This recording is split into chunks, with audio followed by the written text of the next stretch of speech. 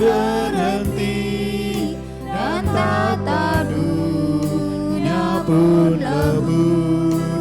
Meskipun orang yang kecil telah menjauh dan tak kabur, namun kasih-Nya tetaplah teguh dan mulia.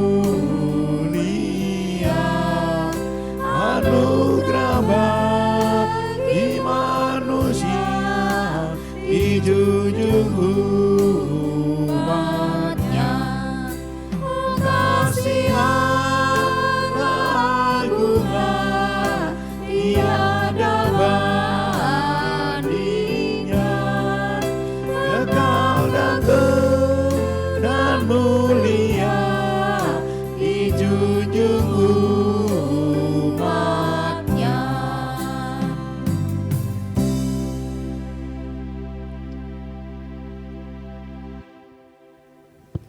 Ibadah ini berlangsung dalam nama Allah Bapa, Putra dan Roh Kudus.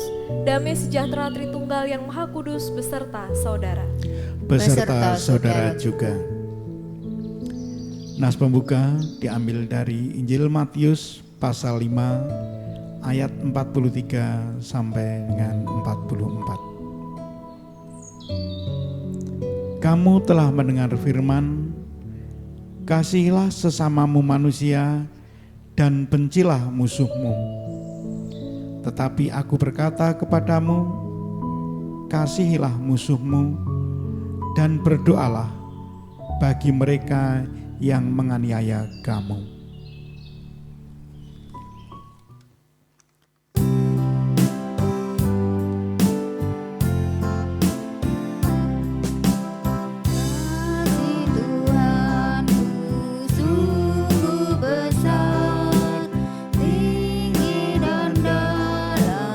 Luas benar untuk manusia Ia beri kasih yang suci dan abadi.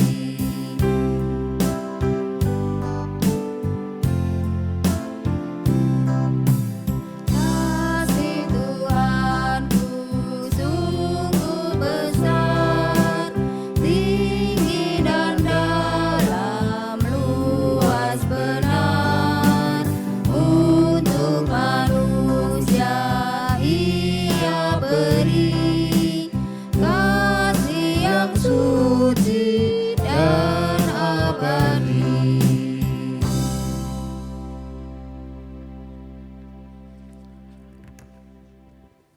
Pengakuan dosa. Bapak Ibu yang terkasih di dalam Tuhan kita Yesus Kristus, mari kita berdoa mengakui segala dosa dan pelanggaran kita. Kita berdoa secara pribadi di hadapannya.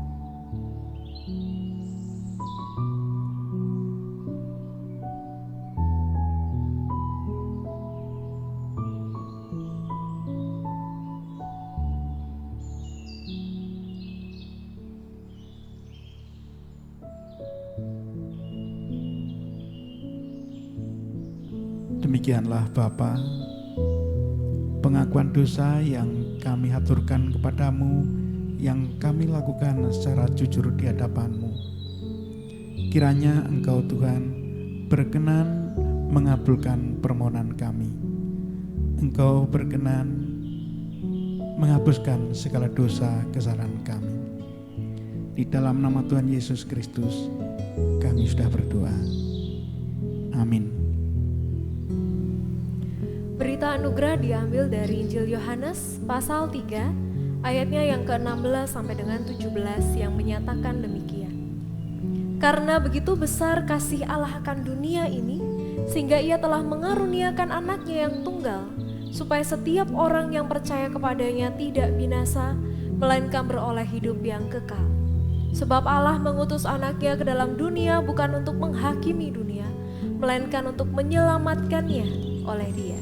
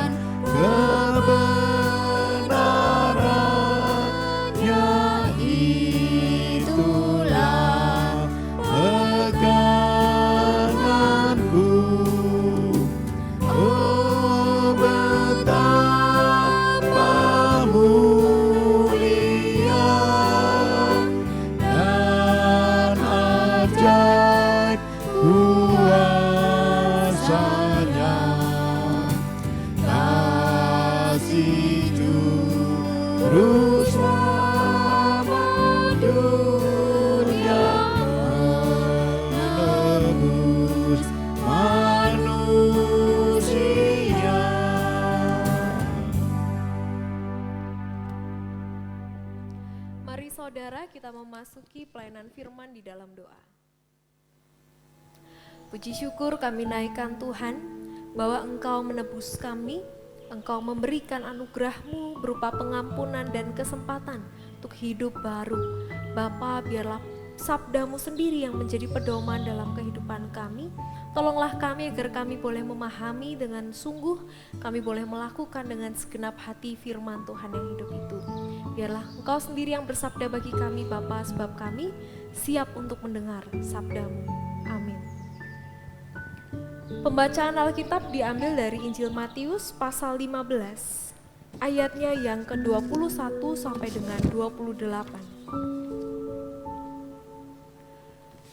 LAI memberikan judul Perempuan Kanaan yang Percaya. Lalu Yesus pergi dari situ dan menyingkir ke daerah Tirus dan Sidon. Maka datanglah seorang perempuan Kanaan dari daerah itu dan berseru, "Kasihanilah aku ya Tuhan, anak Daud, karena anakku perempuan kerasukan setan dan sangat menderita." Tapi Yesus sama sekali tidak menjawabnya. Lalu murid-muridnya datang dan meminta kepadanya, "Suruhlah ia pergi, ia mengikuti kita dengan berteriak-teriak."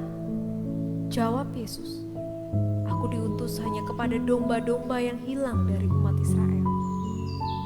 Tapi perempuan itu mendekat dan menyembah Dia sambil berkata, "Tuhan, tolonglah aku." Tapi Yesus menjawab, "Tidak patut mengambil roti yang disediakan bagi anak-anak dan melemparkannya kepada anjing." Kata perempuan itu, "Benar Tuhan, namun anjing itu makan remah-remah yang jatuh dari meja tuannya." Maka Yesus menjawab dan berkata kepadanya, "Hai ibu, besar imanmu, maka jadilah kepadamu seperti yang kau kehendaki." Dan seketika itu juga anaknya sembuh.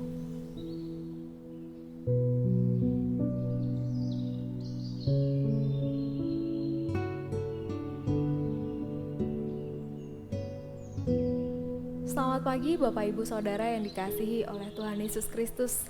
Di dalam tema kasih lintas batas ini, kita mau mencoba untuk melihat bagaimana Matius mau menyampaikan sesuatu tentang apa yang dikerjakan oleh Tuhan Yesus di dalam Injilnya.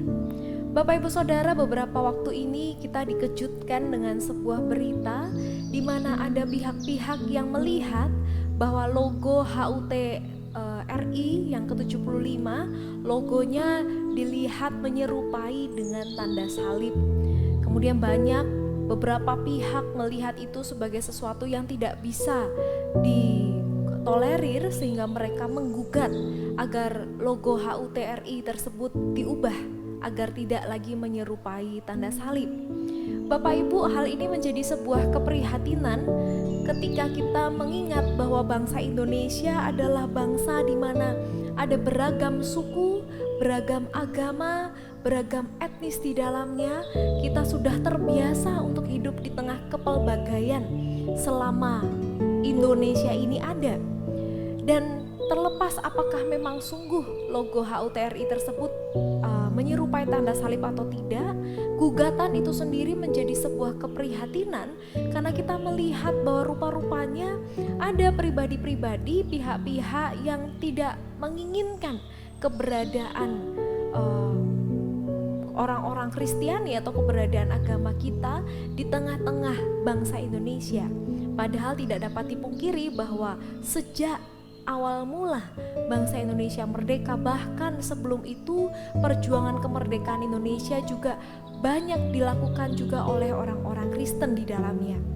Nah Bapak Ibu Saudara, sedikit kisah ini membuat kita menjadi harus waspada atau melihat dan menggumuli ulang bagaimana kita melihat kepelbagaian. Bagaimana kita melihat masyarakat di mana kita hidup?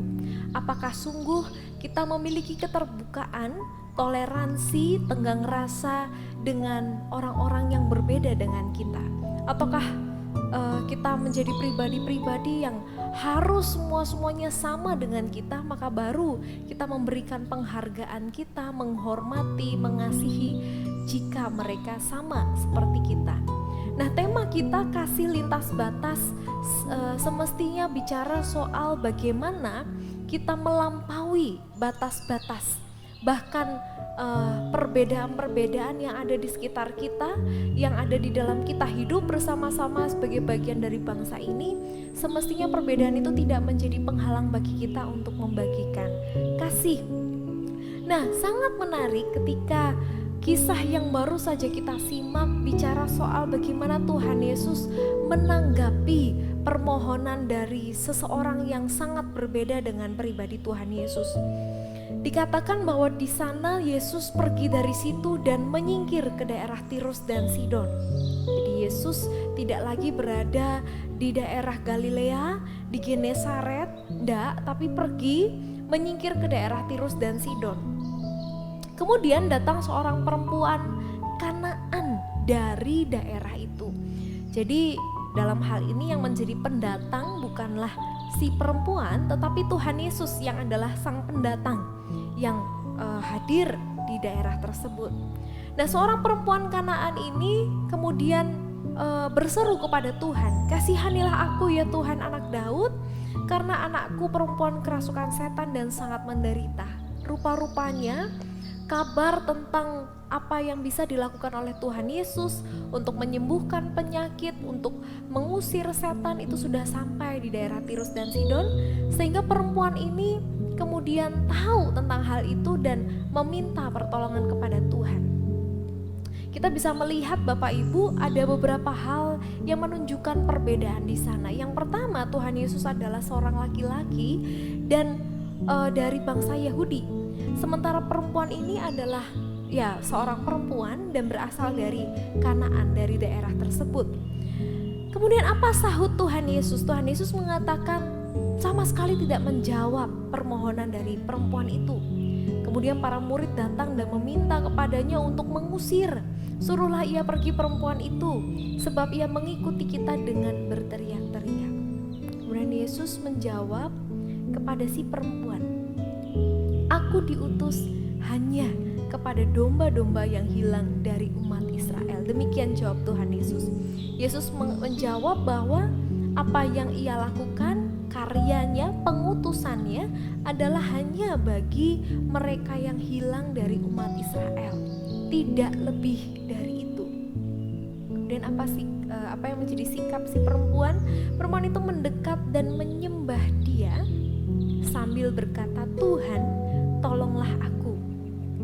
Kemudian Tuhan menjawab dengan lebih keras lagi, "Tidak patut mengambil roti yang disediakan bagi anak-anak dan dilemparkan kepada anjing." Kemudian perempuan itu mengatakan, "Benar Tuhan, namun anjing itu makan remah-remah yang jatuh dari meja tuannya." Kisah ini Bapak Ibu Saudara adalah kisah yang tidak mudah untuk kita pahami, namun kita bisa melihat ada beberapa hal yang menarik dari kisah ini. Yang pertama adalah bagaimana si perempuan ini memahami apa yang menjadi kebutuhannya, bahwa dia punya seorang anak perempuan yang ia kasihi dan menderita, bahkan dikatakan sangat menderita. Kemudian si perempuan ini tahu bahwa ada pertolongan yang bisa ia dapatkan dari Tuhan Yesus, maka dengan sekuat tenaga, dengan persistence, dengan teguh, dengan kesabaran, dengan kekuatan batin, dia mengungkapkannya, permohonannya itu kepada Tuhan. Karena dia tahu bahwa itu adalah yang ia butuhkan dan Tuhan Yesus bisa memenuhi apa yang ia perlukan itu. Sehingga kata-kata apapun yang menjadi jawab dari Tuhan Yesus tidak membuat si perempuan ini kemudian sakit hati dan melemahkan keteguhannya untuk memohon pertolongan dari Yesus. Si perempuan ini punya keteguhan batin, ketabahan kekuatan untuk terus memohon karena tahu persis bahwa itu yang ia perlukan. Itu satu hal yang kita bisa lihat dalam hal ini. Lalu yang kedua adalah bagaimana kemudian setelah melewati dialog ini, Yesus kita bisa melihat bagaimana Yesus mengalami perubahan sikap, melakukan perubahan di dalam apa yang ia lakukan. Yang pertama, Yesus sama sekali tidak menjawab, tidak mengacuhkan perempuan tadi. Lalu kemudian Yesus menjawab dengan agak tegas dan keras kepada si perempuan ini. Namun kemudian di akhir maka Yesus menjawab, "Hai ibu," sapaan ini sangat menarik ya. "Besar imanmu, maka jadilah kepadamu seperti yang kau kehendaki." Dari semula tidak menjawab, kemudian karena persistensinya perempuan ini, karena kesungguhannya, ketabahannya, keteguhannya, maka Yesus mengambil langkah menjawab apa yang menjadi dibutuhkan oleh perempuan itu dengan jawaban yang tegas, keras, mungkin agak kasar bagi kita. Kemudian Yesus bahkan sampai pada titik menyapa perempuan ini, "Hai ibu," yang melihat ada sebuah peran yang dipegang oleh perempuan ini, seorang ibu yang sedang mengupayakan kesembuhan anaknya. "Besar imanmu, maka jadilah kepadamu seperti yang kau kehendaki." Ada perubahan sikap, ada perubahan yang dilakukan oleh Tuhan Yesus.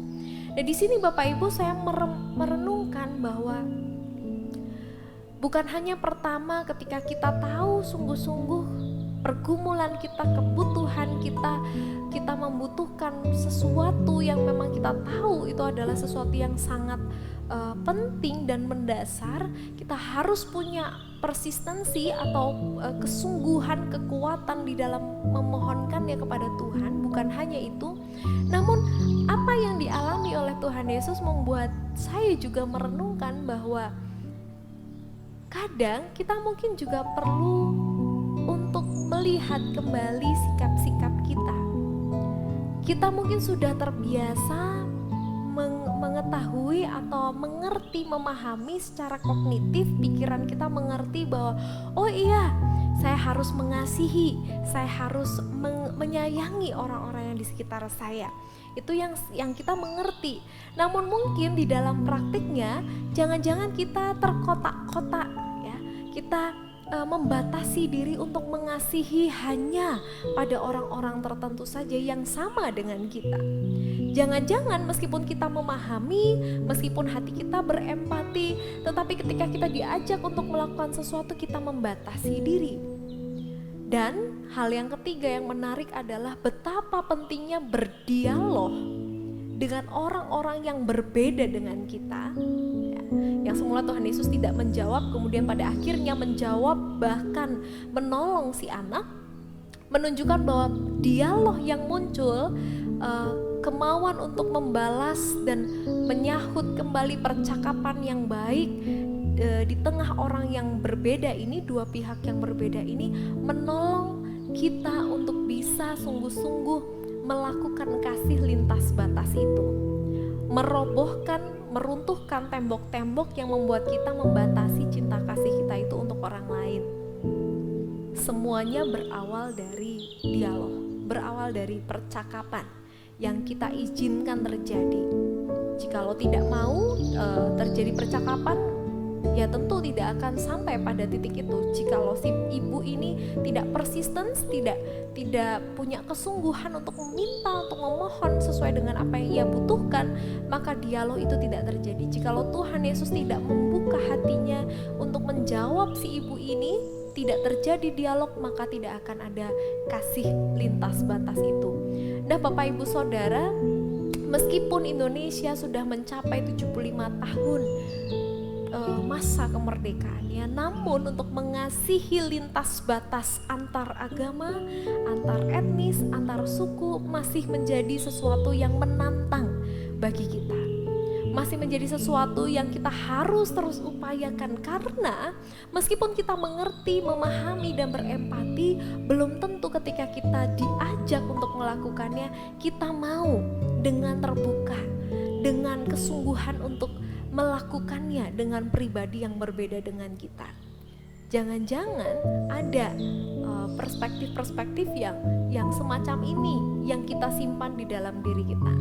Namun firman Tuhan hari ini mengajak kita bahwa jika Tuhan Yesus saja bisa berdialog dengan mereka yang berbeda, dengan perempuan Kanaan yang berbeda dengannya, Yesus bisa mengubah sikapnya yang semula tidak mau menjawab, kemudian masuk ke dalam dialog tersebut, dan kemudian pada akhirnya memberikan cinta kasih yang lintas batas itu. Lalu bagaimana dengan kita? Maukah kita dengan kerendahan hati memberikan apa yang kita bisa, cinta kasih kita bagi mereka yang berbeda? Tantangan ini Bapak Ibu Saudara ada bagi setiap kita. Bukan hanya kita secara pribadi atau bersama-sama sebagai sebuah gereja, tetapi juga kita sebagai bagian dari bangsa dan negara Indonesia yang sangat beragam ini.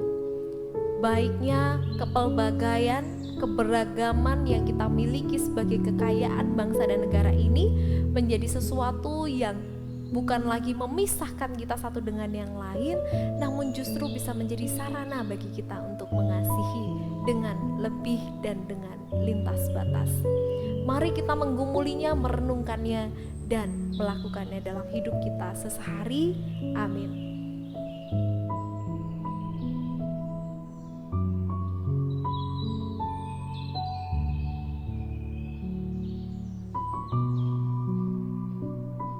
Bapak Ibu Saudara yang terkasih di dalam Tuhan Yesus Kristus, mari kita bersama-sama mengucapkan pengakuan iman rasuli kita yang demikian bunyinya. Aku percaya kepada Allah, Bapa yang Maha Kuasa, Khalik langit dan bumi, dan kepada Yesus Kristus, Anaknya yang tunggal Tuhan kita, yang dikandung daripada Roh Kudus, lahir dari anak darah Maria, yang menderita sengsara di bawah pemerintahan Pontius Pilatus, disalibkan, mati dan dikuburkan, turun ke dalam kerajaan maut. Pada hari yang ketiga, bangkit pula dari antara orang mati, naik ke surga, duduk di sebelah kanan Allah, Bapa yang Maha Kuasa, dan dari sana Ia akan datang untuk menghakimi orang yang hidup dan yang mati. Aku percaya kepada Roh Kudus, gereja yang kudus dan am, persekutuan orang kudus, pengampunan dosa, kebangkitan orang mati, dan hidup yang kekal. Amin. Mari Bapak Ibu Saudara, sebentar lagi kita akan menaikkan doa syafaat kita. Saya mengundang Bapak Ibu untuk boleh membicarakan pokok-pokok doa yang akan Bapak Ibu Saudara naikkan bersama dengan anggota keluarga Bapak Ibu di rumah. Begitupun Bapak Ibu yang saat ini beribadah sendiri juga boleh memikirkan apa yang akan dinaikkan dalam doa syafaat ini secara pribadi. Kemudian nanti saya akan menutupnya di dalam doa. Mari kita naikkan doa kita.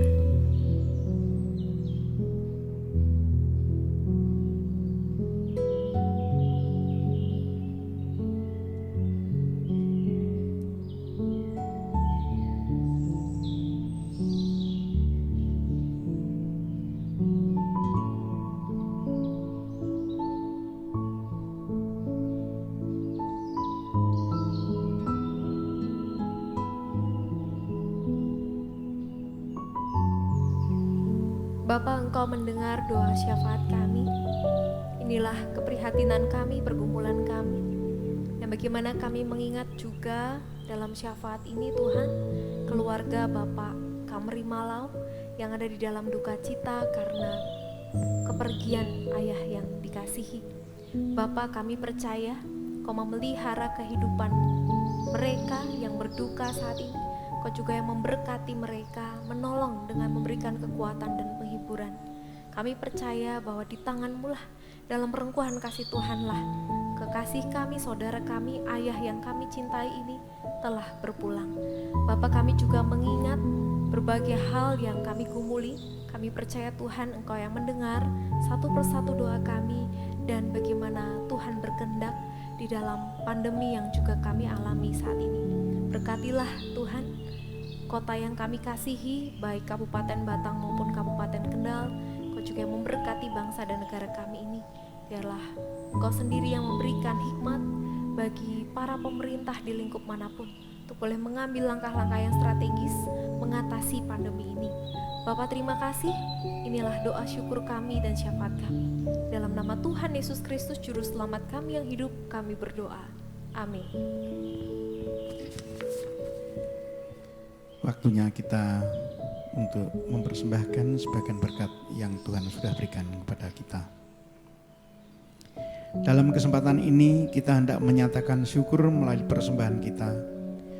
Bapak, Ibu, Saudara dapat menyampaikan persembahan dengan menghubungi majelis jemaat atau dapat disampaikan melalui transfer ke rekening BPD Jawa Tengah dengan nomor 3129 055595. Saya ulangi, rekening BPD Jateng nomor 3129 055595 atas nama GKI Weleri Plelen. Mari kita membawanya dengan penuh ucapan syukur.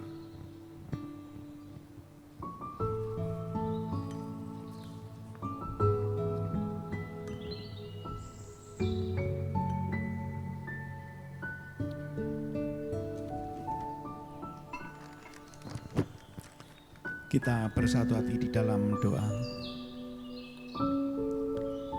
Bapa, inilah persembahan kami. Hidup kami pun adalah persembahan sebagai ungkapan syukur kepadamu. Terpujilah namamu sampai selama-lamanya. Amin.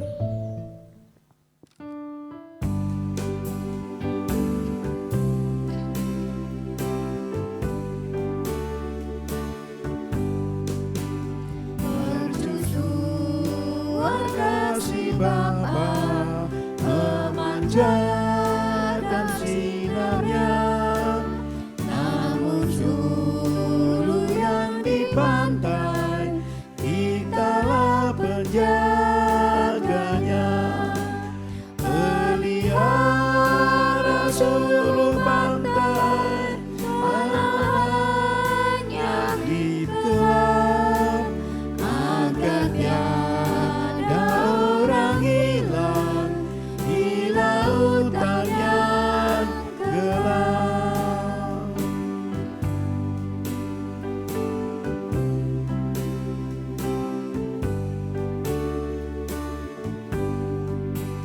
Malam dosa sudah turun, ombak dahsyat menyerang.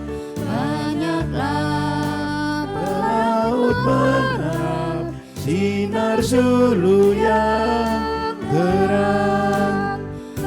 Pelihara seluruh pantai, malamnya gelap gelap, agar tiada orang hilang di lautan yang gelap.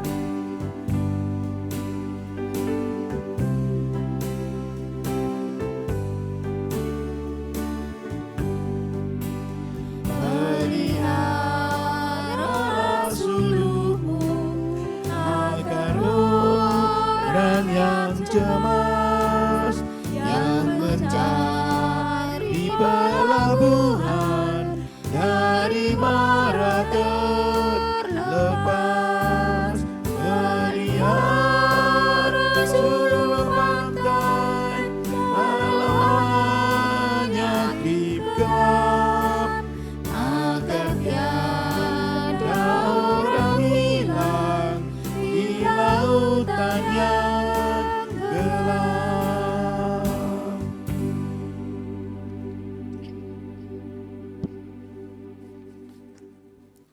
Jemaat yang dikasihi oleh Tuhan Yesus Kristus, arahkanlah hatimu kepada Tuhan. Kami mengarahkan hati kami kepadanya.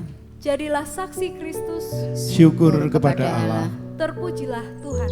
kini dan selamanya. Mari bersama kita menerima berkat-Nya. Kasih Allah Bapa, karya penyelamatan Allah melalui putranya Yesus Kristus dan penyertaan Roh Kudus menyertai kita kini dan selamanya.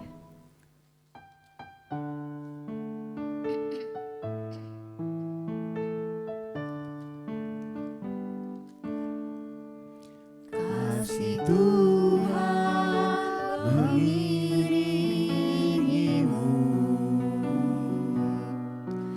dan sayapnya melindungimu.